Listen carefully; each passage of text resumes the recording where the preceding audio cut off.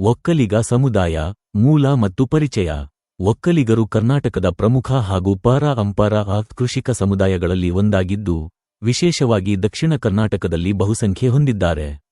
ಮೂಲ ಮತ್ತು ಇತಿಹಾಸ.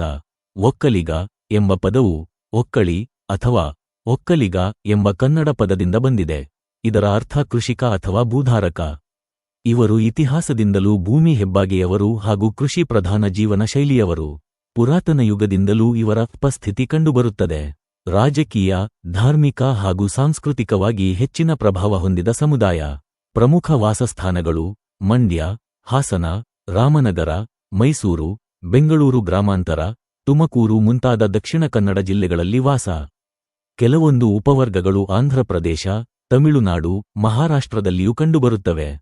ಒಕ್ಕಲಿಗ ಸಮುದಾಯದಲ್ಲಿ ಹಲವಾರು ಉಪವರ್ಗಗಳಿವೆ. ಗಂಗಾಧಿಕಾರ ಒಕ್ಕಲಿಗ, ಹಳ್ಳಿಕಾರರು, ಮೂರಸು ಒಕ್ಕಲಿಗ, ಕುಂಚಿತಿಗ ಒಕ್ಕಲಿಗ, ರೆಡ್ಡಿ ಒಕ್ಕಲಿಗ. ಆಂಧ್ರದ ರೆಡ್ಡಿಗಳಿಂದ ವಿಭಿನ್ನ. ರಾಜಕೀಯ ಮತ್ತು ಸಾಮಾಜಿಕ ಪ್ರಭಾವ. ಬೆಂಗಳೂರು ನಗರದ ಸಂಸ್ಥಾಪಕ ಕೆಂಪೇಗೌಡ ಇವರು ಒಕ್ಕಲಿಗ. ಇತ್ತೀಚಿನ ರಾಜಕೀಯ ನಾಯಕರು ಎಚ್.ಡಿ.